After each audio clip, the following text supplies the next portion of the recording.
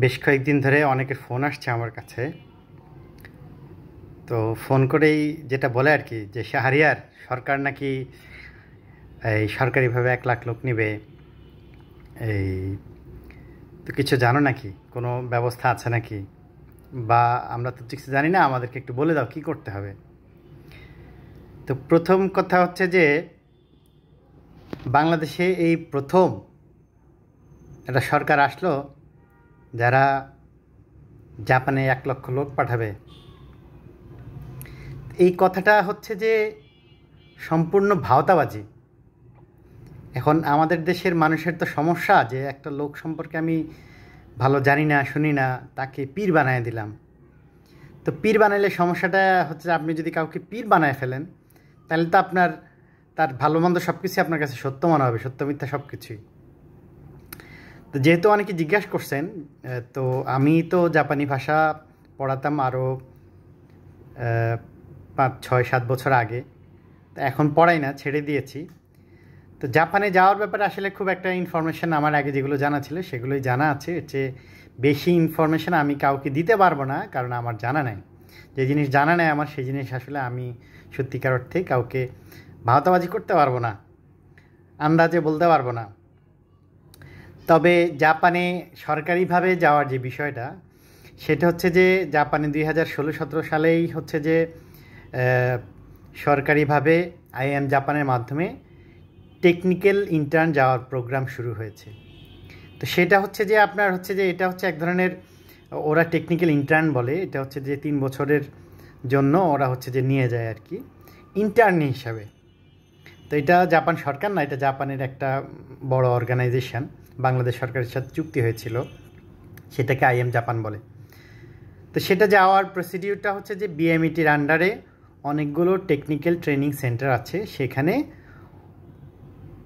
সরকারিভাবেই জাপানি ভাষা শেখানো হয়। 2016-17 সালের দিকে শুরু হয়েছে। আমি 1 বছর সেখানে শিক্ষকতা করেছিলাম।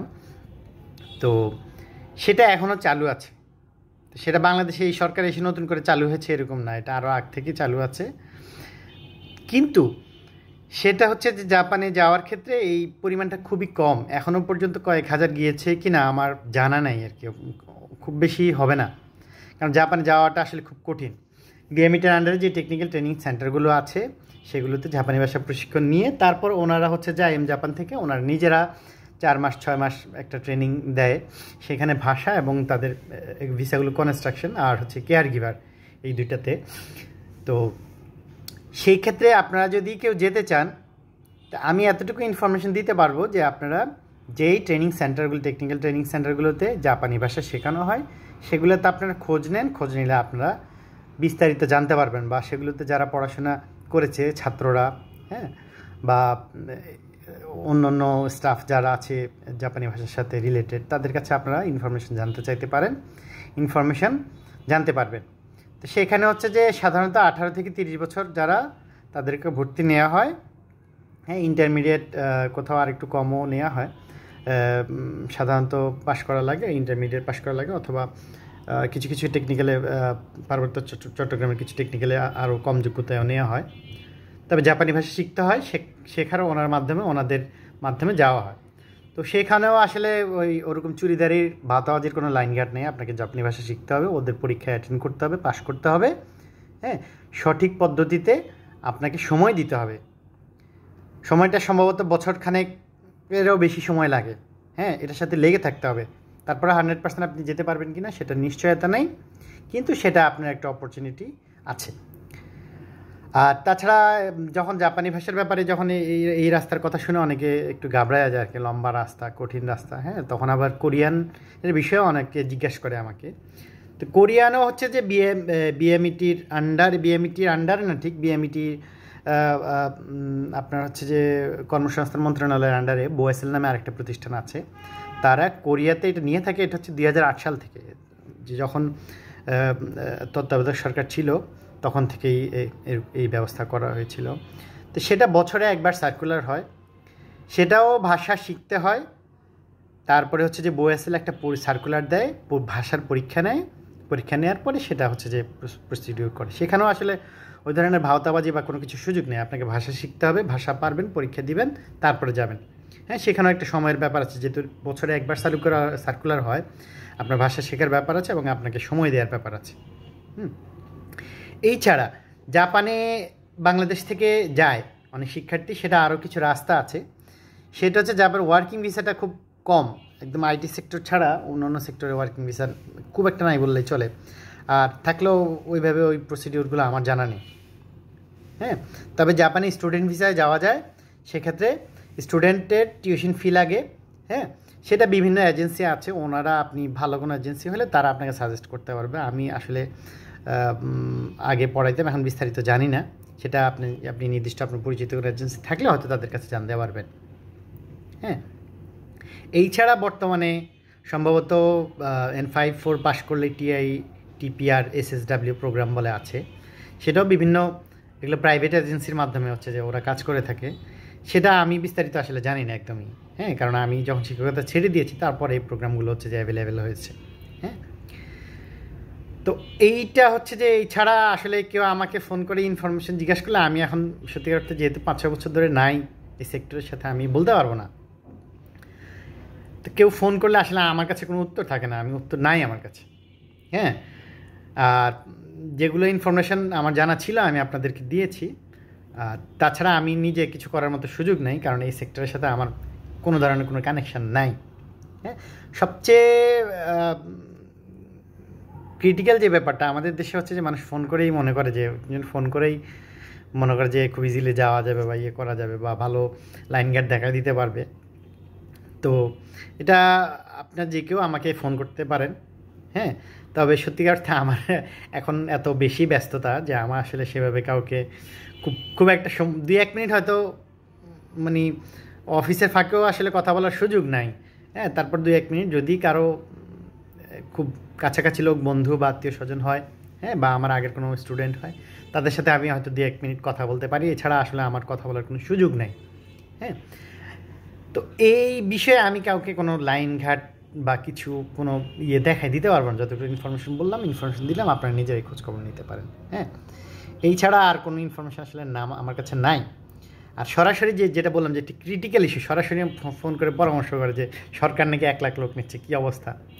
হ্যাঁ, এটা আমি সত্যিকার অর্থে এই কথাটা, সরকার লোক নিচ্ছে বা সরকারি মাধ্যমে বিএমইটির মাধ্যমে কাজ হয়, সেটা আরও আগ থেকে হয়, বাট এখন নতুন করে নিচ্ছে, কথাটা এরকম না, এটা একটা ভাওতাবাজি। এখন বলতে গেলে খুব খারাপ শোনাবে। আমাদের মাননীয় প্রধান উপদেষ্টা, উনি হয়তো বুঝে না বুঝেই কথাটা বলছে, আর ওনার একটা প্রেস সচিব আছে, প্রেস সচিব না মন্ত্রী আমি জানি না, তো একটু অতিরঞ্জিত কথা বলে। আগেও বিভিন্ন দলের লোকজন ছিল, কথা বলতো, কিন্তু এই এত অতিরঞ্জিত, এত ভাওতাবাজি কথা আমি বলতে দেখি নাই। ঠিক আছে, মনে হচ্ছে যে এখনই শুরু হয়েছে বাংলাদেশে যাওয়া আর কি। হ্যাঁ, তো এটা ভুল ব্যাখ্যা, ভুল কথা। হ্যাঁ, তা আগে যে প্রোগ্রামগুলো চালু ছিল সেগুলো এখনও আছে, সেগুলো আপনার খোঁজখবর নিতে পারেন, এবং অনেকে জানে এগুলো নিয়ে, যারা অনেক দিন ধরে এগুলোর সাথে আছে তারা এগুলো জানে। ঠিক আছে, হঠাৎ করে 1 লক্ষ লোক নেবে এই চিন্তায় পড়ি না। আর অনেক এজেন্সি আছে, হ্যাঁ, বিভিন্ন ফেসবুক বা বিভিন্ন মাধ্যমে তারা প্রচার প্রসার করে। তো বিজনেসের আসলে এথিক্স আলাদা, এটা নিয়ে আমি কথা বলতে পারবো না, কারণ যারা এজেন্সি আছে তারা সাধারণত সবসময় একটু বাড়ায় বলে, এটা অভ্যাসটা, এটা অভ্যাস কিনা আমি জানি না, আমি এই ব্যাপারে সমালোচনা করতে চাই না। এটা একটা বিজনেস পলিসি, একটু বেশি করে বলা আর কি। বললে কেউ ভাষা শেখায়, সে যেন শিখতে আসে। বাট ওরকম এখন যে হঠাৎ করে যে এরকম আপনি চলে যাবে জাপানে 1-1.5 লাখ মানুষ, এরকম কিন্তু না। কেউ এটা নিয়ে খুব বেশি প্যানিক হওয়ার দরকার নাই। ঠিক আছে, ক্যারিয়ার গড়া খুব সময়ের ব্যাপার, আপনারা ভালো করে খোঁজখবর নিয়ে আপনারা আগান। ঠিক আছে, বাংলাদেশে ঢাকায় হচ্ছে যেটা আমি বলতে পারি যে কোরিয়ান টেকনিক্যাল এবং ফজিলাতুন্নেসা টেকনিক্যাল, যেটাতে আমি পড়িয়েছিলাম, সেখানে জাপানি ভাষা এখনও চালু আছে। চিটাগংয়েও কোরিয়ান টেকনিক্যালে জাপানি ভাষা চালু আছে। আমি এটা ইনফরমেশনটা দিয়ে দিচ্ছি সবাইকে জানার জন্য। আমাদের নোয়াখালী টেকনিক্যালে সম্ভবত জাপানিজ এবং কোরিয়ান হচ্ছে যে এই ভাষা চালু আছে। এটা হচ্ছে যে নোয়াখালীর গাবুয়াতে টেকনিক্যাল ট্রেনিং সেন্টার, ওখানে কোরিয়ান ভাষা আমাদের ছোটো ভাই এবং হচ্ছে জাপানি ভাষা এখনও চালু আছে, ওরা আছে, এখনও পড়ানো হয়, এবং বিএমইটির আন্ডারে এখনও ওই প্রসেসিংগুলো চালু আছে। এই ছাড়া সম্ভবত নরসিংদী, রাজশাহী, রংপুর সহ আরও কয়েকটা টেকনিক্যালে জাপানি ভাষা চালু আসে। কোরিয়ান হচ্ছে যে আমি আর বিস্তারিত বলতে পারবো না। তো সেটা আপনার টেকনিক্যালে ভর্তি কখন হয় সেটা খোঁজখবর নিলে জানতে পারবেন। হ্যাঁ, তবে যেটা বললাম যে এটা খুব সময় সাপেক্ষ ব্যাপার। আপনি করতে পারেন, সমস্যা নেই, যেহেতু একটা ভাষা, তৃতীয় একটা ভাষা শেখা মানে এটা একটা অ্যাসেটের মতো, যে কেউ শিখতে পারে, সেই লাইনে যেতে পারে। এবং আমি এই পর্যন্ত যত স্টুডেন্ট পড়িয়েছি, হ্যাঁ, অনেকে না বুঝে না বুঝে অনেক সময় ভাষার শিক্ষা শুরু করেছে। দেখা যায় যে ও হয়তো এভাবে এক্সপেক্ট করে নাই যে এখান থেকে তার কোনো আউটকাম আসবে, এরকম কিন্তু আউটকাম এসেছে। এটাই স্বাভাবিক। ক্যারিয়ারের গড়ার ক্ষেত্রে আপনি যদি স্পেশাল কোনো, এটা তো খুবই স্পেশাল একটা বিষয়।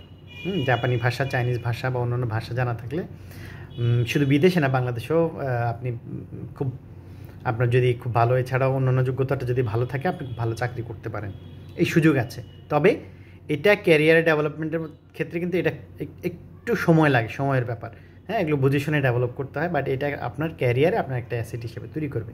তো এই ক্ষেত্রে আপনি ভালো করে খোঁজখবর নেন, এই লাইনে থাকেন, ভাষা শেখেন, বিভিন্ন জায়গায় খোঁজখবর নিতে নিতে আপনি জানতে পারবেন। হ্যাঁ, তবে ওরকম ভাওতাবাজি বা শর্টকাট রাস্তা না খোঁজাই ভালো। ঠিক আছে, কোনো লাইনে যেতে চাইলে ধৈর্য ধরে ক্যারিয়ার করাটাই সবচেয়ে বেশি উত্তম। এই সরকার আসলো, সরকার তো আসলে বর্তমান সরকার আছে, হয়তো 1 বছর পরে সরকার চেঞ্জ হয়ে যাবে। হ্যাঁ, সরকার যাবে আসবে। তবে বিদেশে আপনার যে জাপান হোক আর কোরিয়া হোক, অন্য দেশের হোক, বাংলাদেশে যত সরকার এসছে, যতই মানুষ এখন, আমাদের তো হঠাৎ করে চিন্তাভাবনা পরিবর্তন হয়ে গেছে। আমরা মনে করি যে আমাদের বর্তমান সরকার এসে ডক্টর সরকার সব উল্টায় দিবে। হ্যাঁ, তো এই ধরনের ধারণা আসলে ঠিক না। বাংলাদেশে আমি এর আগেও বলেছি যে এ পর্যন্ত আমাদের বিভিন্ন সরকারের, রাজনৈতিক দলের অনেক সমস্যা আছে। হ্যাঁ, তবে এই কথাটাও মানে স্বীকার করতে হবে যে বাংলাদেশে যখন যেই সরকারই থাকুক না কেন, এই বাংলাদেশে বিদেশে লোক পাঠানোর ক্ষেত্রে সবাই খুব আন্তরিক ছিল। হয়তো বিভিন্ন সিন্ডিকেট ছিল, বিভিন্ন এজেন্সি ছিল, সেটা অন্য কথা, সেটা আমার ওইভাবে আইডিয়া নেই, সেটা আমি বলতে পারবো না। হ্যাঁ, তবে যে কোনো সরকারই এ ব্যাপারে খুবই আন্তরিক ছিল।